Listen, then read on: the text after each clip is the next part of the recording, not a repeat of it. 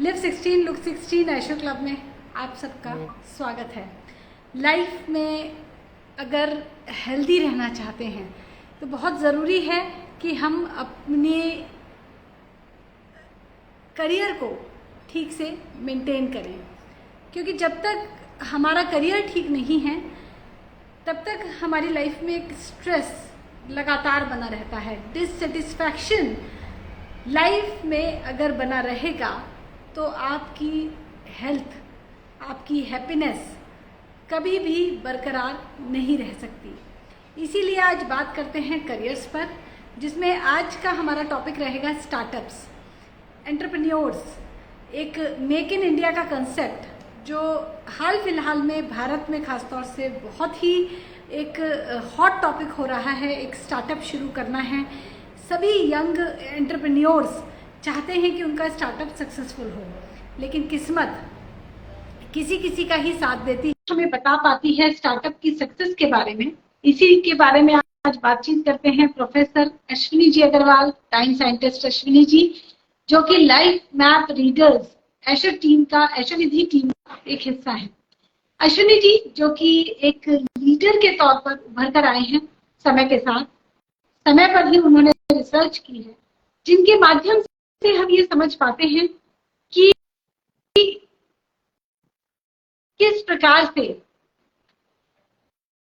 हम अपनी लाइफ में हर तरह की सक्सेस को अटेन कर सकते हैं। तो आज उन्हीं से इस इंस्टाग्राम लाइव के माध्यम से हम ये समझेंगे कि स्टार्टअप्स की सक्सेस और लाइफ मैप रीडिंग, इनका क्या आपस में कोई कनेक्शन है, क्या ये कोरिलेटेड है या नहीं।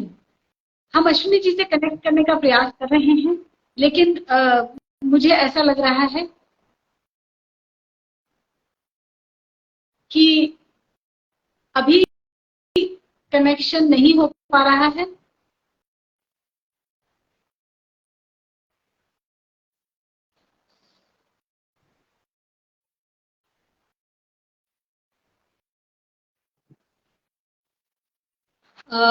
माफ कीजिएगा, अश्विनी जी से कनेक्शन नहीं हो रहा है। क्यों? Hello hello. हाँ, मेरी आवाज तो, मेरे को आवाज तो आ रही है, लेकिन अश्विनी जी मुझे आप दिख नहीं रहे हैं। आपका साउंड मुझे जरूर सुन रहा है इस वीडियो में। ऐसे ही मेरे पास हो रहा है कि मेरे को तुम्हारा वीडियो नहीं दिखाई दे रहा है पर आवाज सुनाई दे रही है।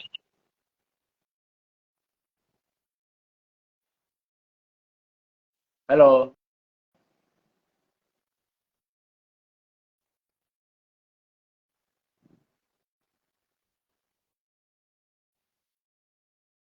वीडियो दिख रहा है कि नहीं? आवाज, अब आवाज भी नहीं आ रही है।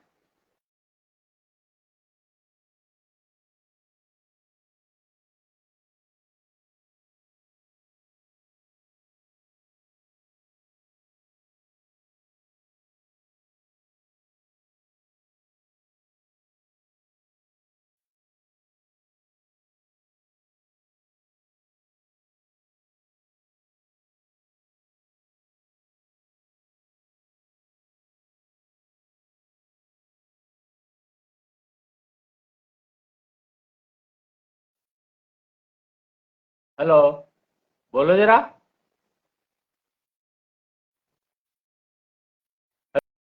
हेलो, अब आवाज भी नहीं आ रही है।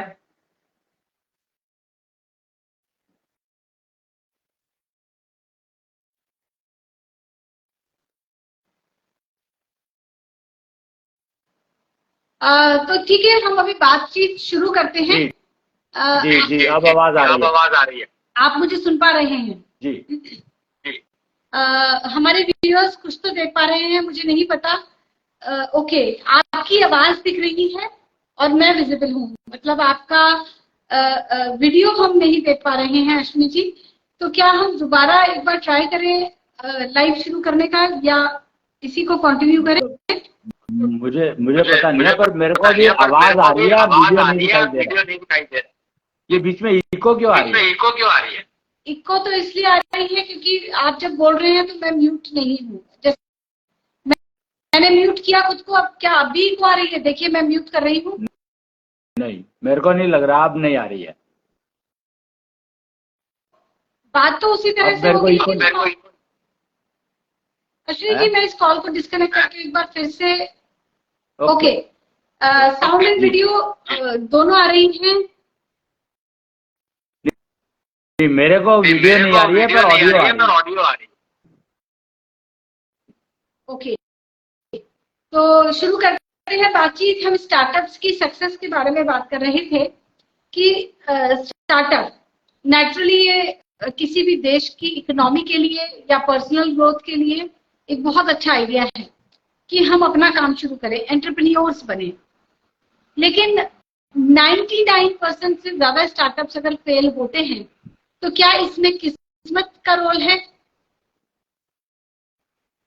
जी, देखिए पहले तो मेरे ख्याल से वो तुम्हें म्यूट करना पड़ेगा। जी, तो पहले तो ये समझना जरूरी है कि स्टार्टअप कहते किसको है। मुझे लगता है कि ये बहुत बड़ा कंफ्यूजन है मार्केट में कि स्टार्टअप जो है वो कहते किसको है, यही नहीं पता है लोगों को। They are talking about startup of life, they are talking about startup of education, they are talking about startup of profession, they are talking about startup of married life, they are started talking about, they are talking about what startup? Startup तुम किस startup की बात कर रहे हो? पहले हमें ये तो समझे कि अश्विनी जी, स्टार्टअप कहा जाता है उस एंटरप्राइज को जो पैसे कमाने के लिए बनाया जाए, खड़ा किया जाए, उसका एकमात्र पर्पस होता है पैसे कमाना। That's it. तो that's what I'm saying कि बच्चा जो पैदा करते हो तुम, तो वो इसीलिए तो करते हो कि बड़ा होके पैसा कमाए। तो पहला स्टार्टअप तो वही हो गया कि जब तुम, और शादी करते हो किस लिए कि शादी करके तुम घर बसाओगे और मतलब वो आएगी। तो दहेज का कितना कॉन्सेप्ट चला हुआ है कि वो दहेज लेकर आएगी तो बहुत पैसे आएंगे। हर जगह तो स्टार्टअप है। पैसे की अगर बात करते हो तो हर जगह पे स्टार्टअप इन्वॉल्व है। तो तुम कौन से स्टार्टअप की बात कर रहे हो? अगर पैसे कमाने की बात कर रहे हो तो स्टार्टअप तो पैदा होते ही शुरू हो जाता है, बल्कि शादी से ही शुरू हो जाता है। तो कौन से स्टार्टअप की बात कर रहे हो? स्टार्टअप शायद वर्ड ही, शब्द ही अपने आप में बहुत कंफ्यूजिंग है। बहुत गलत शब्द यूज कर रहे हैं हम लोग हर चीज के लिए। हमें यही नहीं पता कि स्टार्टअप का मतलब पैसा कमाने के लिए है, तो इसका मतलब है हम शादी कर रहे हैं तो दहेज आ रहा है तो वो स्टार्टअप हो गया। और आज की तारीख में तो प्रॉब्लम ये हो गई है कि दहेज भी नहीं आता और पैसा फिर भी उतना ही खर्च हो जाता है। तो स्टार्टअप क्या हुआ? यही कंफ्यूजन में सारा का सारा मैस हो गया कि जो पहले दहेज में पैसा आता था तो उससे दोनों पति पत्नी मिलकर के अपना परिवार शुरू कर सकते थे, अपना नया सिस्टम शुरू कर सकते थे, अपनी नई कहानी शुरू कर सकते थे। वो सारा का सारा पैसा अभी भी उतना ही लग रहा है, लेकिन वो सारा का सारा पैसा गोइंग डाउन द ड्रेन। तो are we had what we are talking, startup के कंफ्यूजन ने ऐसा कर दिया कि हमें यही नहीं पता कि हम स्टार्टअप करके स्टार्टअप कहते किसको है। हमें आज की तारीख में यही नहीं मालूम है। जी, हेलो अश्विनी जी, हेलो। हाँ जी, हाँ जी। अश्विनी जी, जब मैं स्टार्टअप की बात कर रही हूँ तो वो बात ठीक है कि एक नई लाइफ शुरू कर रहे हैं पति पत्नी, एक नई यूनिट शुरू हो रही है, उसको भी स्टार्टअप कहा जा सकता है।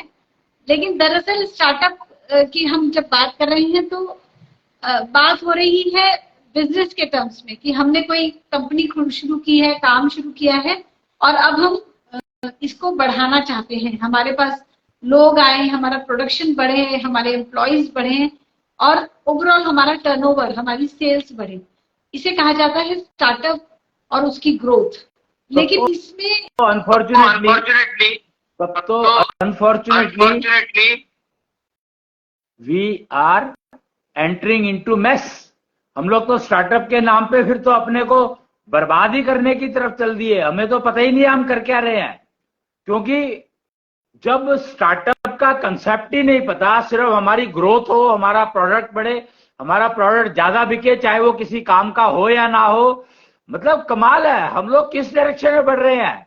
We are not even knowing के लाइफ मैप क्या होता है, life map of the product क्या होता है। प्रोडक्ट के बारे में तो पता नहीं है, पर प्रोडक्ट की क्वांटिटी बढ़नी चाहिए, सेल बढ़नी चाहिए, ये हमारा टारगेट है। तो फिर तो हम स्टार्टअप को तो मरने के लिए ही स्टार्ट किया है। इसका मतलब हमने we don't want our startup to work, we don't want success of our startup till the time we do not understand that our product which we are going to do, what we are going to do, which we are going to do is having a shelf life। और वो shelf life तुम्हारे startup की है। वो कहते हैं कि हर जो चीज शुरू होती है वो मरती है, जो पैदा होती है वो मरती है, तो स्टार्टअप भी मरेगा ही, इसका मतलब। तो जो चीज मरेगी तो उसको बढ़ा करके करोगे क्या तुम। जी, स्टार्टअप की सक्सेस में जो मेरा आज का क्वेश्चन था, लाइफ मैप रीडिंग का, हमारी किस्मत का, हमारे लाइफ मैप का कितना हाथ रहता है, कितना रोल रहता है। क्योंकि किसी किसी की जब हम लाइफ मैप रीडिंग करते हैं तो हमें पता लगता है कि आपकी किस्मत में नहीं है कि आपका करियर अच्छा चले, आपका बिजनेस अच्छा चले। ऐसे लोग नॉर्मली फेल होते हैं अपने करियर में, अपने स्टार्टअप में। लेकिन दूसरी तरफ ऐसे भी लोग हैं जो कूड़ा भी बेच के पैसे कमाते हैं। तो क्या इसमें लाइफ मैप का बहुत बड़ा रोल है? ये बात आपकी ठीक है कि प्रोडक्ट आपका किस क्वालिटी का है, ये बहुत इंपॉर्टेंट है। काम की चीज है तो बिकेगी, बेकार की चीज है तो नहीं बिकेगी। See, the fact is that unless we consider कि startup is giving birth, delivery is startup. Actually, delivery is not startup. Conceivement is startup. But actually, conceivement is also not startup. Startup is marriage. तो unless we understand that startup क्या है, कहां से शुरू होता है, तब तक अगर स्टार्टअप या करियर या किसी भी चीज की बात करोगे, लाइफ मैप रीडिंग की बात करोगे, सब बेकार है। स्टार्टअप अगर समझोगे तो स्टार्टअप का लाइफ मैप होता ही है। जैसे जब बच्चा डिलीवर होता है तो वो अपने साथ लाइफ मैप लेकर आता है, और startup is like delivering A kid, delivering a child. And if we are not interested in delivering divine child, then how can you expect that your startup is going to give you some revenue? No chance, कोई possibility नहीं है। अगर तुम्हें life map का नहीं पता अपने startup का, तो इसका मतलब यह है कि तुम्हारा startup is going to die. And this is the reason that 93% startups are dying. In fact, all are dying. जो बच रहे हैं वो इसलिए बच रहे हैं कि दूसरा चाहता है कि वो बचे। अपनी उनकी एक्टिविटी, स्टार्टअप की अपनी कोशिश तो है कि वो मर जाए। जैसे आज टीनेजर सुसाइड कर रहे हैं, इसको आप टीनेजर सुसाइडल टेंडेंसी से अगर जोड़ करके देखोगे तो जल्दी समझ में आएगा कि आज टीनेजर सुसाइड क्यों कर रहे हैं। क्योंकि स्टार्टअप हम लोग स्टार्ट कर रहे हैं मरने के लिए, that they should commit suicide. That is why we are not interested in their life map. Unless we start taking interest in the life map reading, knowing my life map, knowing my life map of my career, knowing my life map of my startup, knowing my life map of my children, knowing my life map post marriage, everything, because everything you have to consider as startup. And once you start considering that everything is a startup, your day is starting. When you woke up in the morning, your day starts. That is also a startup. And you have to read the map of the life map of that day. That is what is called planning. We are always talking about planning.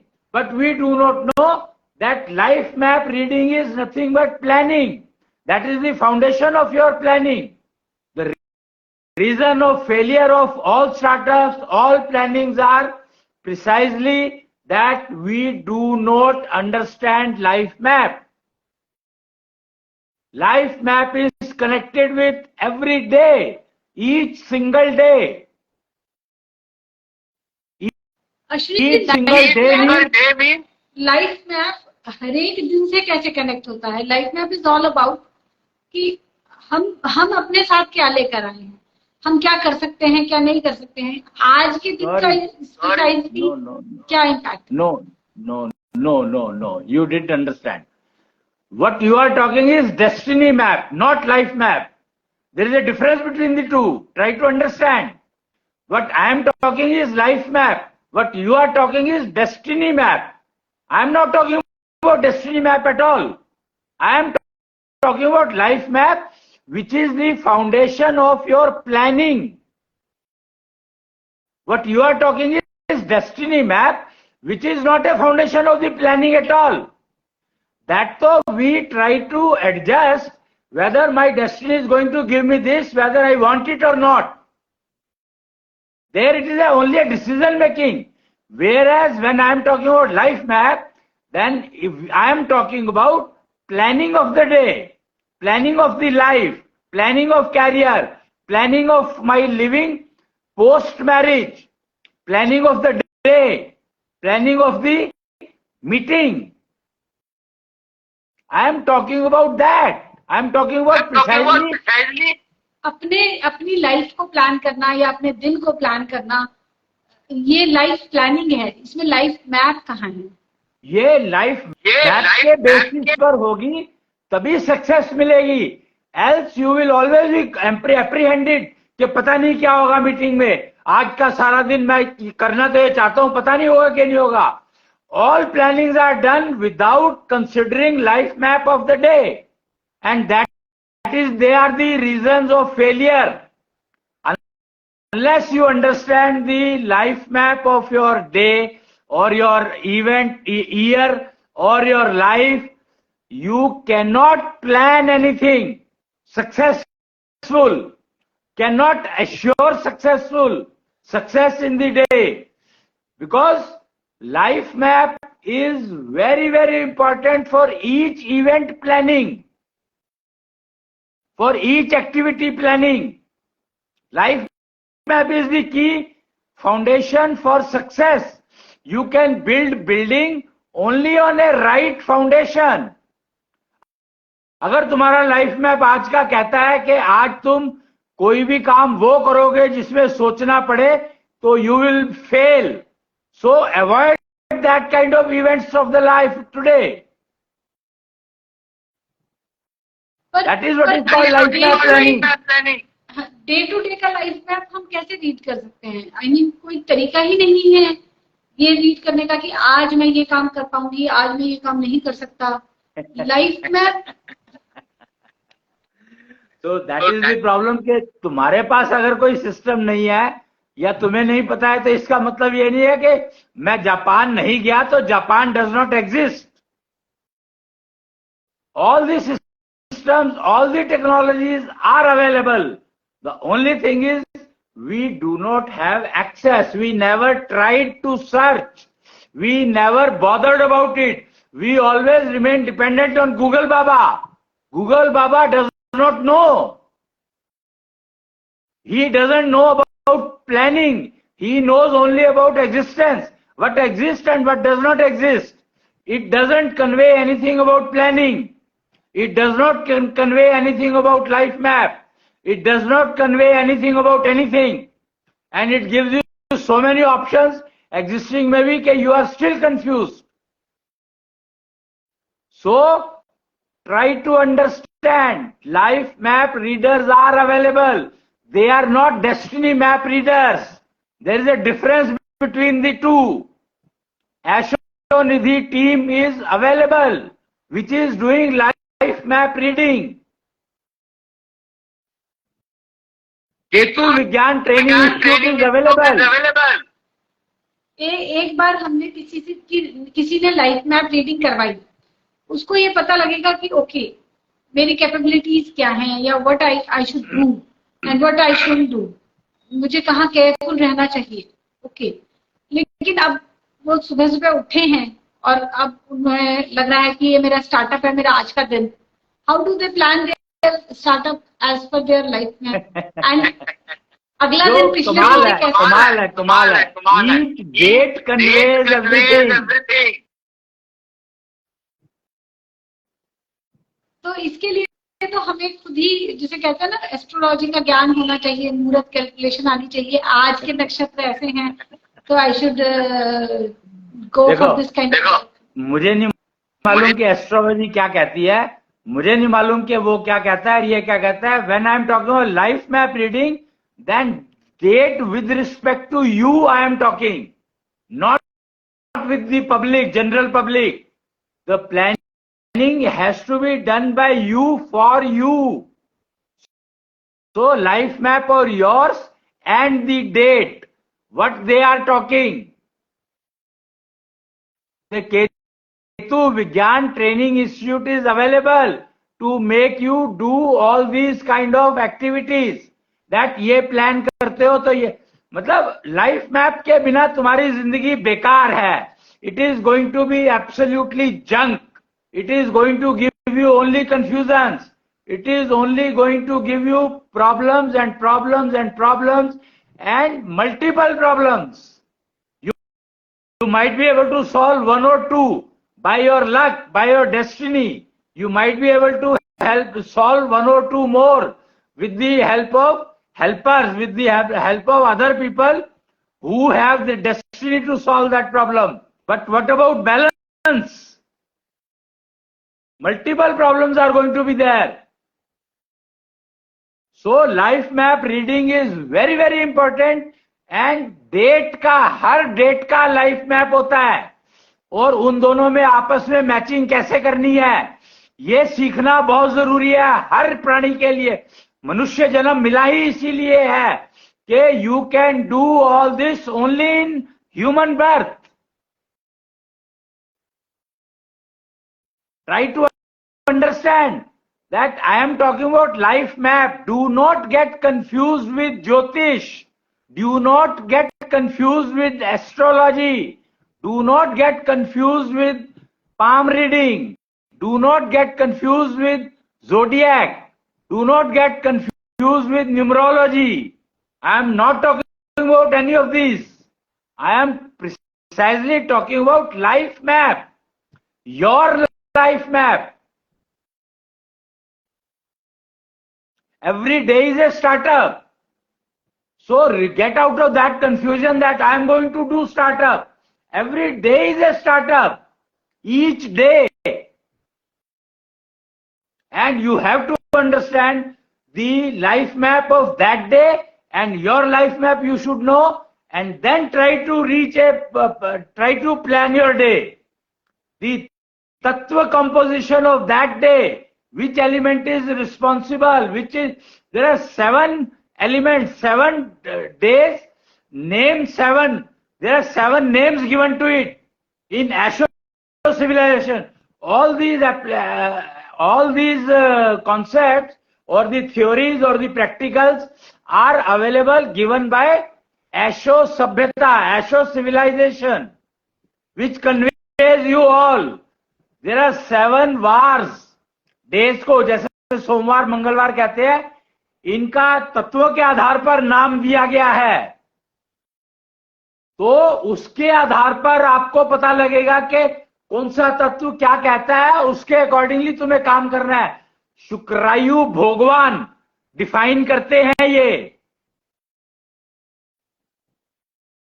Because when we are talking of startup, that means you are not only one.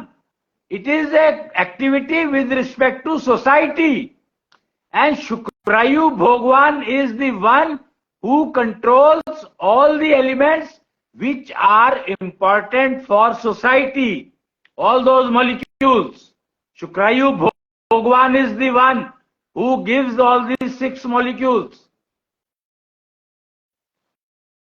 Ashwini ji, आप reading की बात कर रहे हैं, हम startup की success के बारे में बात कर रहे थे। तो जो मैं अभी तक आपकी बातों से समझ पाई कि अगर हम day to day life map reading करना सीख लेते हैं तो हमें समझ आएगा कि सक्सेस का मतलब क्या होता है। तो चाहे हमने कोई बिजनेस शुरू किया, चाहे हमने मैरिज को शुरू किया, हमें सक्सेस कैसे प्राप्त करनी है, सफलता को कैसे अटेन करना है, ये आ जाएगा। इज दैट सो?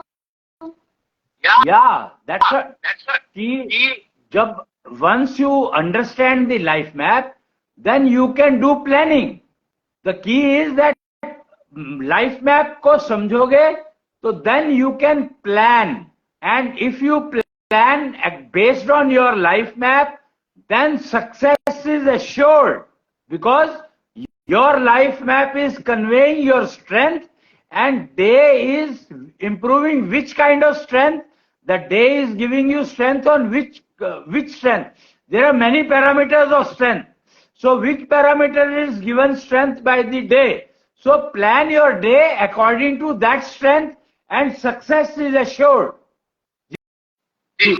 आप जब लाइफ मैप रीडिंग को अगर आप डिफाइन करेंगे तो किस तरह से आप डिफाइन कर सकते हैं? लाइफ मैप रीडिंग बेसिकली है क्या? जी, तो लाइफ मैप को अगर समझना है तो there is a system called एशो chart. There is a system called एशो chart which is talking about 5 parameters. So those 5 parameters are very, very important for startup of business, profession, career.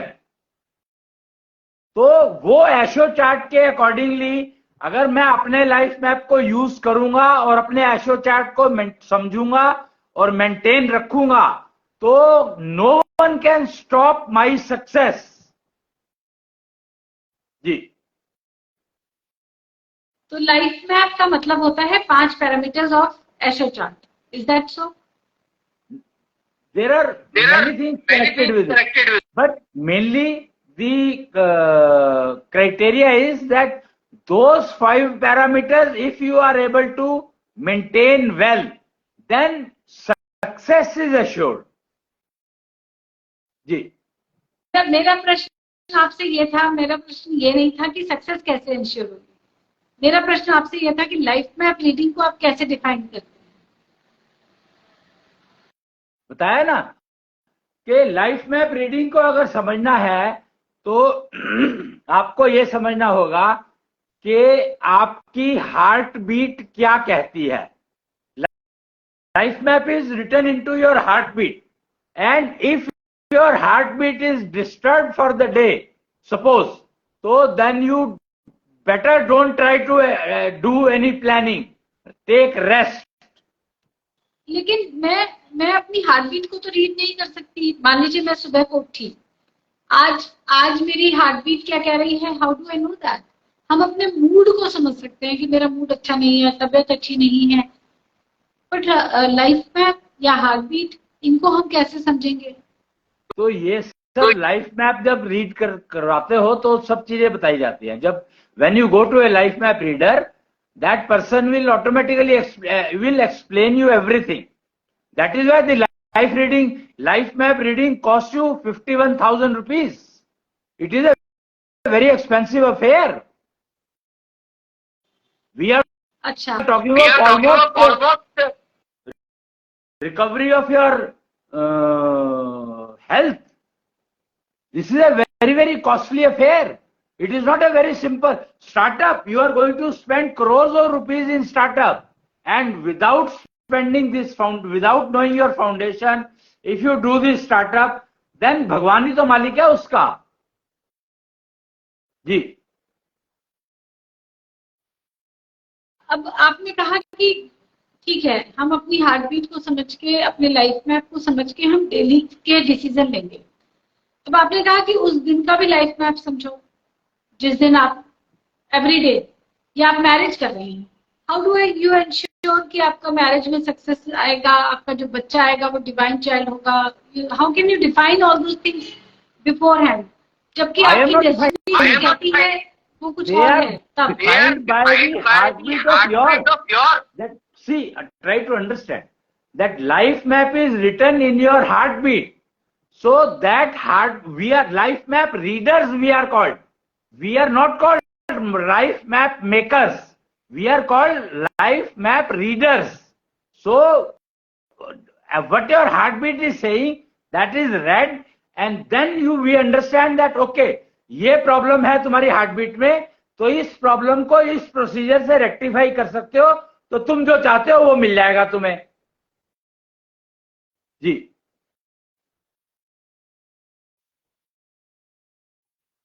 किसी भी startup में, business के term में बात कर रही हूँ, किसी बिजनेस टर्म में भी अगर सक्सेस चाहिए तो हमें लाइफ मैप रीडिंग तो चाहिए ही चाहिए। देखो यहाँ पर ये बात समझो कि अगर बिजनेस के एंगल से बात कर रहे हो, तो सबसे पहले जो स्टार्ट कर रहा है उसको अपना लाइफ मैप पता होना चाहिए। उसके बाद वो जिसको अपना एसोसिएट बना रहा है उसका टोटल लाइफ मैप पता होना चाहिए। उसके बाद वो जितने एम्प्लॉयज रखेगा अपनी कंपनी में उसका लाइफ मैप पता होना चाहिए विद रिस्पेक्ट टू कैरियर। तब जाकर के सक्सेस मिलेगी। ये नहीं है कि मैंने अपना लाइफ मैप तो कर लिया पर साथ में जो जोड़ लिया उनका मुझे पता ही नहीं है। Do not try to carry extra luggage. जी, और एशो चार्ट के जो 5 पैरामीटर्स हैं उनका लाइफ मैप पे क्या इम्पैक्ट है? लाइफ मैप से उनको मेंटेन किया जाता है। Life map reading only can tell you which procedure you have to follow to maintain all your 5 parameters of the एशो चार्ट। जी, तो अश्विनी जी, यहाँ पे एक और प्रश्न था। अभी आपने शुक्रायु भगवान की बात की कि वो 6 मॉलिक्यूल्स के मालिक हैं। अब यहाँ पे ये मॉलिक्यूल्स और शुक्रायु भगवान, इसका क्या रेलेवेंस आता है जब हम लाइफ मैप रीडिंग की बात करते हैं या स्टार्टअप्स की सक्सेस की बात करते हैं? जी, देखिए ऐसा है कि अगर आप कोई प्रोडक्ट बना रहे हो तो उसके लिए कंपोनेंट लाओगे कि नहीं लाओगे? हाँ जी, लाएंगे। बस तो फिर बिना कंपोनेंट के जब बिना कंपोनेंट के प्रोडक्ट बन ही नहीं सकता तो लाइफ मैप कैसे बनेगा बिना कंपोनेंट के? तो वो 6 कंपोनेंट, मॉलिक्यूल का मतलब 6 कंपोनेंट से तुम्हारी सोसाइटी बनती है, समाज बनता है।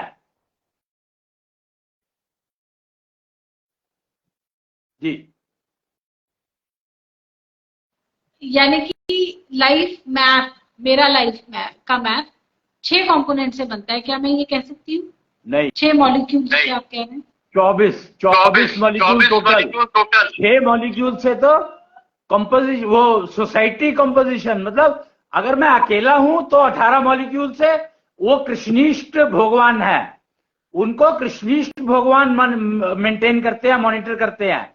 लेकिन जो 6 मॉलिक्यूल है जिनको शुक्रायु भगवान मॉलिक्यूल मेंटेन करते हैं, दैट इज फॉर अदर्स, मतलब कंबाइंड टीम एफर्ट की बात कर रहा हूं, टीम बिल्डिंग की बात कर रहा हूं।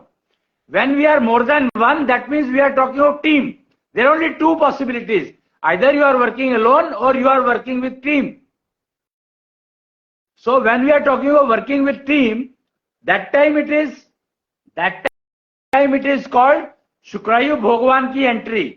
और अगर तुम अकेले ही हो, अकेले काम कर रहे हो, सब कुछ कर रहे हो, तो फिर उसमें में शुक्रायु भगवान की इतनी वो नहीं है, कृष्णिष्ठ भगवान की जरूरत पड़ेगी वहां पर, क्योंकि 18 मॉलिक्यूल और हैं जिनको कृष्णिष्ठ भगवान मेंटेन करते हैं। ऐसे लोग मैंने बहुत सारे देखे हैं जो वो इंडिविजुअली कोई एफर्ट करते हैं तो सक्सेसफुल रहते हैं, लेकिन जैसे ही टीम बनाकर साथ में कई लोगों के साथ काम करने की कोशिश करते हैं तो उनका काम फेलियर रहता है। ज्यादातर लोग ये कहते हैं मैं अकेली थी, खुश थी, शादी करने के बाद लाइफ में प्रॉब्लम बढ़ गई। तो बेसिकली टीम के साथ जुड़ने में या टीम बनाने में समस्या क्या आती है? क्या लगता है आपको? इसमें क्या दोनों के लाइफ मैप क्लैश करते हैं, जिसे हम कहते हैं कुंडलियां नहीं मिली, या क्या समस्या है? नहीं, इसमें प्राइमरीली तो जो रिफ्लेक्ट करता है वो ये कि अपने अपने लाइफ मैप को नहीं समझा दोनों ने। फिर एक दूसरे के काम में आने वाले जो 6 मॉलिक्यूल है, यानी शुक्रायु भगवान, उसके बारे में उनको जानकारी नहीं होगी। अगर शुक्रायु भगवान का तुम भोग लगाते हो, यानी शुक्रायु भगवान को तुम वो करते हो, पूजते हो, प्रेयर करते हो, उनको रिक्वेस्ट करते हो, उनको उनसे मांगते हो कि मुझे ये ज्ञान दो कि मैं इन 6 मॉलिक्यूल का उपयोग कैसे करूं, उनके प्रोसीजर्स को अडॉप्ट करते हो, तो फिर उन दोनों में या उस टीम में, अभी तो एक्चुअली यही नहीं पता कि husband wife is nothing but a team, they do not consider themselves as a team itself. उनको यही नहीं पता कि हम 2 टीम बन रही है, हम हस्बैंड वाइफ बन रहे हैं, टीम नहीं बन रहे। टीम का तो पता ही नहीं है कुछ। टीम का कॉन्सेप्ट तो सोसाइटी में, कन्वेंशनल लिविंग की सोसाइटी में है ही नहीं, जीरो है, मिसिंग है। शुक्रायु भगवान को कोई जानता ही नहीं है। 5 तत्वों की बात करते हैं कन्वेंशनल लिविंग में। शुक्रायु भगवान का टीम से क्या कनेक्शन है? टीम मुझे बनानी है तो मुझे शुक्रायु भगवान की पूजा करनी है, ये नहीं मैं समझ पा रही हूँ। भाई बड़ा सिंपल है ना, कि जब टीम बनानी है तो उसके लिए 6 कंपोनेंट हैं, और वो 6 कंपोनेंट सप्लाई करते हैं शुक्रायु भगवान। तो तुम अब कहां से लोगे अगर वो देंगे नहीं तो?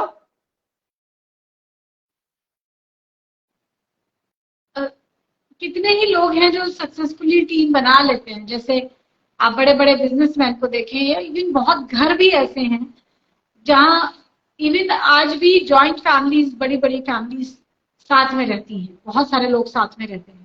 That is a team, I believe. I don't know. Team का मतलब होता है कि टीम मेंबर बनना आता है सबको। अगर वो सारे अपना अपना काम रहे, ज्वाइंट फैमिली की तरह से रहे, बट काम सारे अपना अपना कर रहे हैं, तो वो टीम कहां हुई? टीम का मतलब क्या आप वो कह रहे हैं जो हम टीवी सीरियल्स में देखते थे कि बड़ा सा डाइनिंग टेबल है, उसमें 20 लोग एक साथ बैठकर खाना खाते हैं, तब वो टीम बनती है? वो टीम कैसे हो सकती है? यही तो कंफ्यूजन है कि वो टीम कैसे हो सकती है। सारे तो अपना अपना खाना खा रहे हैं और जिसको जो अच्छा लगता है वो खा रहा है, तो टीम कहां से हो गई?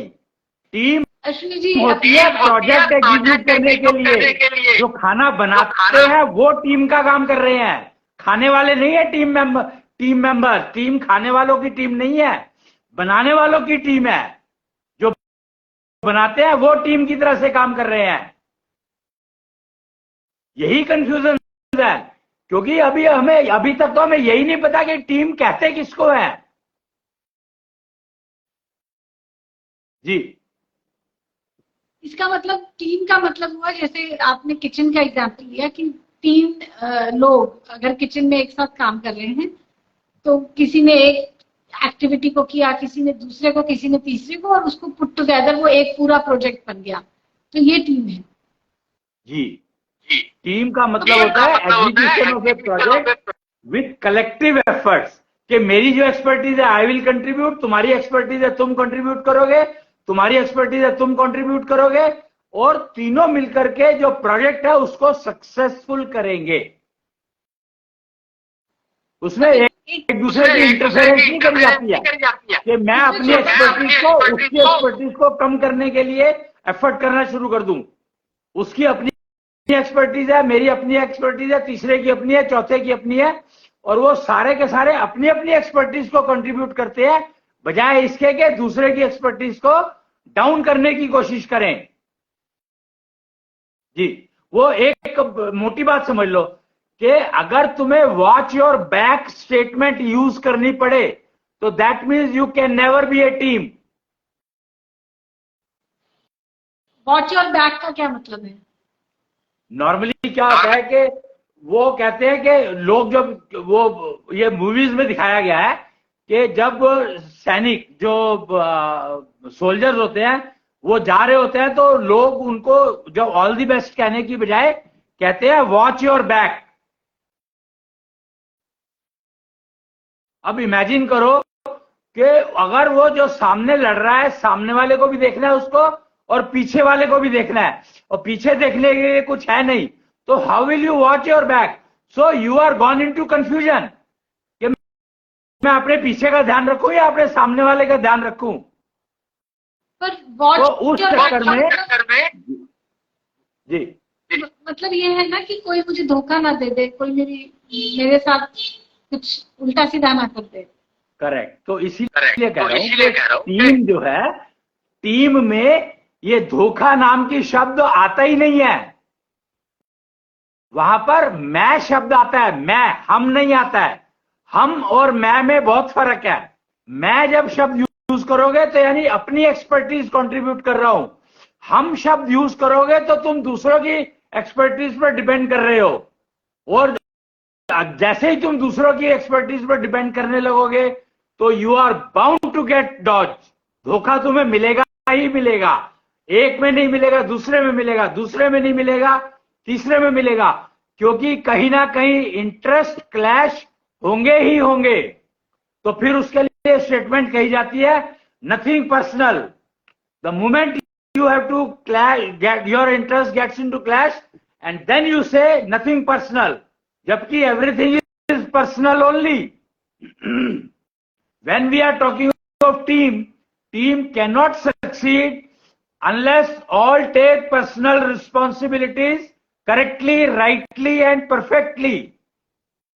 अश्विनी जी, टीम में अगर 4 लोग काम करते हैं तो वो तो हम ही कहेंगे, वो ये थोड़ी कहेंगे कि मैंने किया है प्रोजेक्ट, हमने मिलकर ये काम किया है। जब हम तो आएगा ही ना। पूरा हो जाए उसके बाद, जब प्रोजेक्ट कर रहे हो उस टाइम पे अगर तुमने ये कहना शुरू कर दिया तो your project is bound to fail, और this is the precise reason of failure of the project. This is the precise reason of the failure of the startup, के they start saying from the day one कि हमने मिलकर किया, ये हम मिलकर कर रहे हैं। जैसे ही तुम ये हम शब्द को प्रोजेक्ट बनाने के समय में शुरू कर दोगे, टीम बिल्डिंग के टाइम पर शुरू कर दोगे, तो समझो कि you are delaying the project और you are going to kill the project. Teenager suicidal tendency starts getting developed only when you start talking about कि हमने करना शुरू किया है। टीनेजर सुसाइडल टेंडेंसी कभी डेवलप नहीं होगी अगर तुम उसको कहो, जो जिसको जिम्मेदारी है और वो अपनी जिम्मेदारी को समझ करके काम करेगा, तो suicidal tendency in teenagers can never develop. Problem ये टीनेजर सुसाइडल टेंडेंसी डेवलप ही इसी वजह से हुई है कि हम लोगों ने उनको शुरू से ही ये कहना शुरू कर दिया कि शेयर केयर, वो क्या कहते हैं पता नहीं, शेयर दी केयर, केयर दी शेयर, पता नहीं क्या शब्द चलते हैं। Sharing is caring, sharing is caring. Sharing and caring is the key, which has started killing the self-confidence of the teenager community, which leads them to suicidal tendency. Sharing and caring is a very bad technology, very very bad technology. You have not to talk about it, क्योंकि हर individual को कोई चीज suit करती है, कोई चीज नहीं करती है, और ये अगर पता नहीं है और तुम जेंडर इक्वलिटी के चक्कर में रहोगे तो females are going to lose much more than males. Gender equality के नाम पे फीमेल्स को मूर्ख बनाया गया।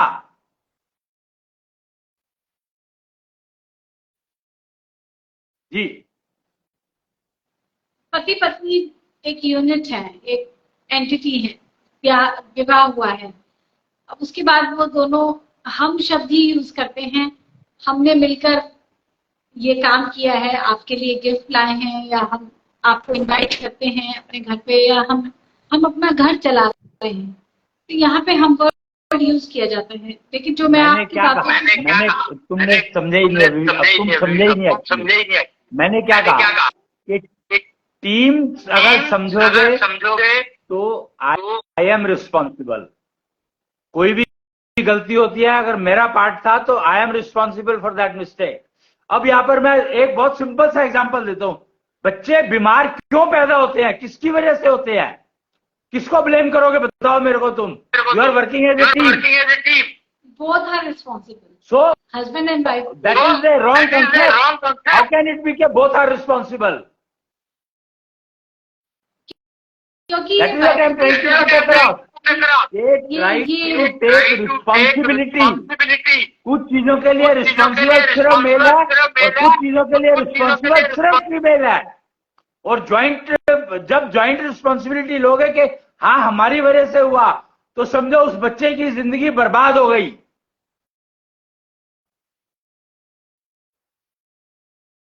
यही प्रॉब्लम है, यही एक समस्या है कि टीम का मतलब ही समझ में आया नहीं अभी तक किसी को, योग का मतलब ही समझ में आया नहीं किसी को।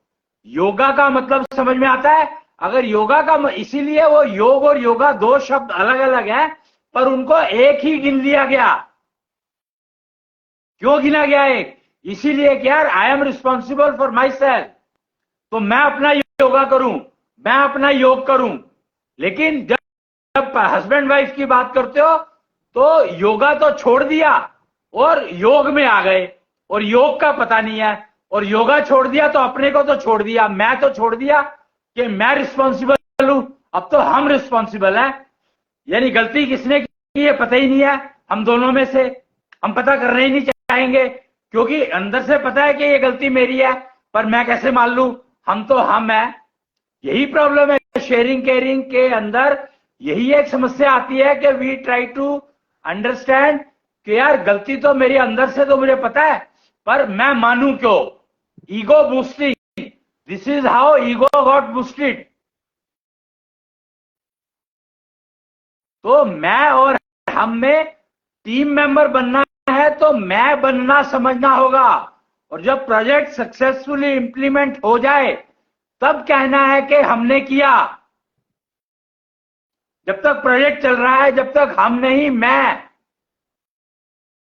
स्टार्टअप में पहले जो है ना, मैं एक एग्जांपल देता हूं। कुछ एक लोग थे जो मैं जानता था उनको, तो उनके ना वो कहते हैं जब भी बोर्ड ऑफ डायरेक्टर्स की मीटिंग होती है तो हम जब बाहर निकलते थे तो हमारे कपड़े फटे होते थे। क्यों? क्योंकि हम हर प्रॉब्लम को, किसी की भी वजह से हुई हो, we used to talk about it.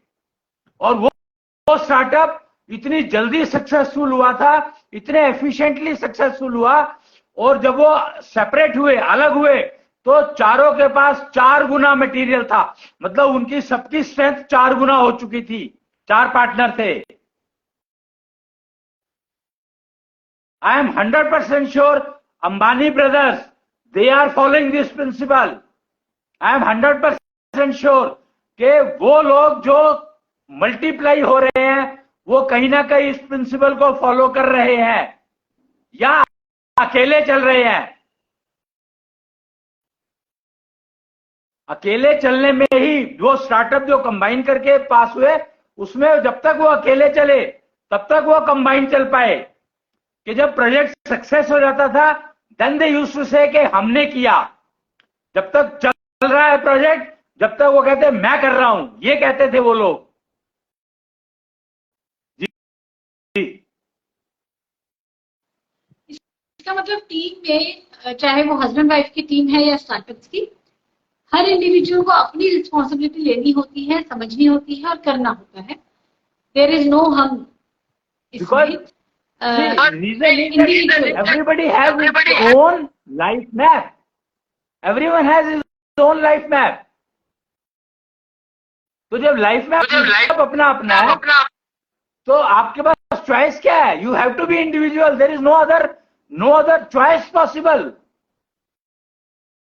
तुम्हारे लाइफ मैप की वजह से अगर तुम दूसरे को नुकसान हुआ तो ब्लेम कौन किसको करेगा? तो तुम्हारी हेल्थ तुम्हें मेंटेन करनी। अब इसको हेल्थ से जोड़ लो ना, कि सिंपल सी बात है कि तुम्हारा लाइफ मैप कहता है कि तुम्हारा ये वाला पीरियड, इस काल में बहुत सारी प्रॉब्लम्स आने वाली है। मान लो डेस्टिनी रीडिंग मैप की बात करता हूं मैं, चलो लाइफ मैप को छोड़ो, लाइफ मैप का पार्ट है डेस्टिनी रीडिंग ऑल्सो। तो तुम्हारी डेस्टिनी मैप कहता है, लाइफ मैप में डेस्टिनी मैप रीडिंग कहती है कि 45 की एज में कोई मेजर एक्सीडेंट होने वाला है, और उसके बाद हो सकता है कि you may end your life because that accident is so major, that is your destiny map showing. तो पर लाइफ मैप कहता है कि life map tries to understand कि उस एक्सीडेंट के बाद लाइफ है कि नहीं है, और अगर लाइफ का थोड़ा सा भी स्कोप है, जो कि हार्ट बीट से पता लगता है, तो वो स्कोप को एक्सप्लॉइट करने की कोशिश करेंगे कि एक्सीडेंट तो होगा, वो रोक नहीं सकते, पर उसके डैमेज को मिनिमाइज किया जा सकता है। अब सोचो कि एक्सीडेंट तो एक की लाइफ मैप में लिखा है और दूसरे की लाइफ मैप में तो नहीं लिखा है, और उस दूसरे की लाइफ मैप में लिखा है कि उसकी किस्मत बहुत अच्छी है, it is going to give her और हिम सो मच, बहुत कुछ मिलेगा, और जो उसका स्पाउस है उसका एक्सीडेंट हो गया, तो अब क्या करेगी वो, या क्या करेगा वो दूसरा, ये बताओ मेरे को। हाँ, बेसिकली लोगों की लाइफ की सफरिंग का रीजन ही यही है कि जैसे ऑफिस में भी या घर में भी एक पर्सन स्टिल कुछ कर पा रहा है तो दूसरा पर्सन उसको उसके लिए एक एक्स्ट्रा वेट बन जाता है। तो उसका कारण बड़ा सिंपल है कि life map reading is missing. Unless before marriage life map reading should be done, and life before marriage का मतलब यहां पर एक तो मैरिज हो गया कि एक तो टीम, पहली बात तो यह है कि समझो कि टीम बना करके काम करना है हमें। We are a team, our family is one team, we are couple, so we are one team. Unless we understand that, there is no point marrying to anyone. It is a making fool of yourself.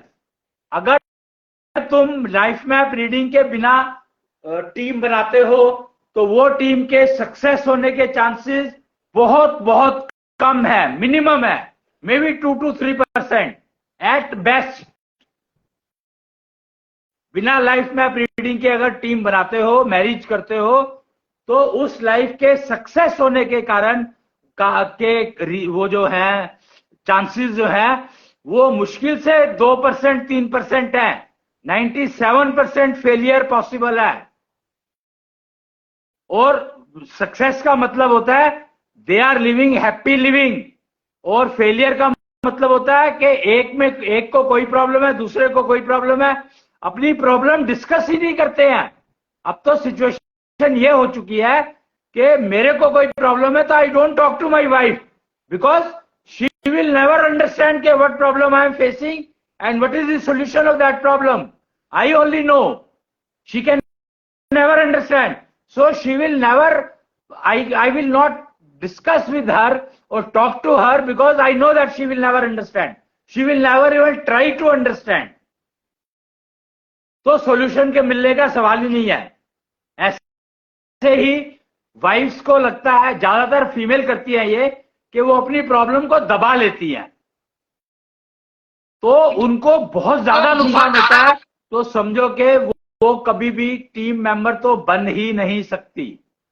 एक female को team member बनना सबसे मुश्किल काम होता है, because her mental wealth is much higher compare to male. एक higher mental wealth का प्राणी लोअर मेंटल वेल्थ से कैसे टीम बना लेगा? सोच कर देखो, समझ कर देखो।